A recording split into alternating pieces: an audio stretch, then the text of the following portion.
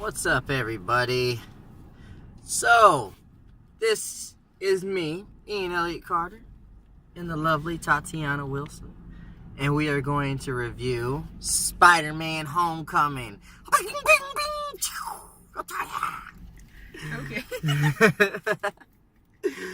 So, yeah, we saw it actually the other night. We didn't see it today, but it took us a while to do the review. So, overall, this is Tom Holland's version. This is the third movie vision of Spider-Man. We had, of course, Tobey Maguire did the first one, and then they had Andrew Garfield did the second one, and Andrew Garfield wasn't that good at all, so they decided we're going to go a different route and work with Marvel, and we got Tom Holland, an actual high schooler instead of a grown man in high school clothes. So, overall, what did you think about the movie, Toddy? I liked it. I liked the fact that they actually did use teenagers, or at least people like fairly close to the age of like high schoolers. Yeah. I felt like the characters kind of fit their roles well, right, and like seemed like teenagers. Exactly. That's one positive I would say about it too. Like watching this movie and his interaction with his other fellow classmates, I honestly got nostalgic. It reminded me of being at Rutherford High School back in 2008. I felt like I was there. Mm-hmm. They got the guys on point. They got the emo kid. They got the nerds. They got the jocks. I just like, wow, they did their research. Yeah, I felt like the supporting cast really did they had a strong hold. I can't wait to see what they're going to do in the future with that. One thing I'd say really positive, I've said, they had this bully named Flash Thompson, and in the comics and even in the previous movies, he's always that buff, muscular sports jock that's popular. And I've never understood that, why bullies are portrayed that way, because in school, bullies are actually just stupid people that just say stupid things. They be in the corner, you know, making dumb remarks, and they're not really that popular at all. Mm-hmm. Even the popular people are like, dude, shut up, and they did kind of like that. It was more of a rival toward Peter Parker. I thought that was unique how they did that. They didn't go that generic route. So, give me something negative. What did you not like about it? I don't know. You don't know? It's not that, like, I mean, it definitely was, like, not, like, a perfect movie. Yeah, definitely. But I can't think of my negatives at the moment. Yeah, it was, I liked it. It was at the top. I probably need to rewatch the Tobey Maguire ones. It might compare to it. I'm not going to say it's better. I'm not going to say it's worse either. It's one of the funnier Marvel movies I've ever seen.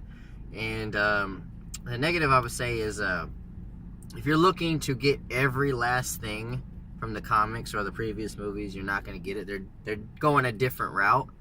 And some things I liked that was different, but there's some things like, for example, here's kind of a little spoiler. He doesn't really have spider sense, and that's one thing I loved about Spider-Man. That was interesting. That's one of his traits. He never had it.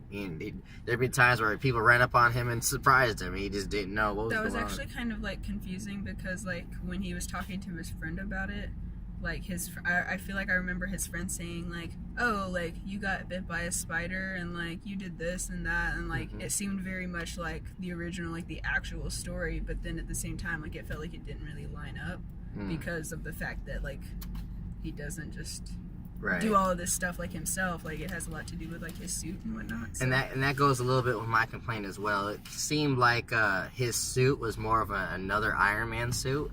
And what I liked about the originals was he's this poor kid that can kind of do it himself. He's sort of a starter from the bottom, now I'm here type character. He made his suit, he sewed it together, and he's figuring out his powers. This is just, it's a suit with all the powers for you. Yeah, like he's like a super smart like whiz kid that just like made things pretty much himself and like put it together and was like, well, I'm going to use this to be a hero, kind of. Right. So... See, that's what kind of took me. I'd rather Spider-Man build up to what he is, not have stuff given to him. So that was probably my complaint about it. But those are kind of small stuff right there. So overall, what grade would you give this movie? Somewhere in the B range. Okay. Yeah, I was gonna give it a B as well. When it comes to superhero movies this year, I'd say it's not better than Logan. it might be neck and neck with Wonder Woman. I think it is better than Guardians of the Galaxy. I'm on the fence. What do you think? I liked Wonder Woman. You liked better. Wonder Woman a little better? Yeah. I'm on the fence because, like, I originally said I think Spider-Man's better, but then thinking about Wonder Woman, how much I did wasn't surprised how good it was. But I don't know. I'll have to watch both of them again. It's neck and neck right now, but it was better than Guardians in my opinion.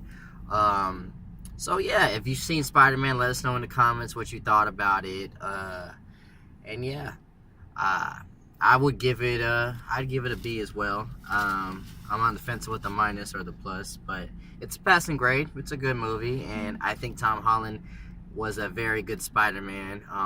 Like the original two, I thought Tobey was a great Peter Parker, and I thought Andrew was pretty good as a Spider-Man, but not a good Peter Parker. I thought Tom did both. He was a great Peter Parker and a great Spider-Man. So yeah, let us know in the comments how you thought about it, and yeah, have a good day.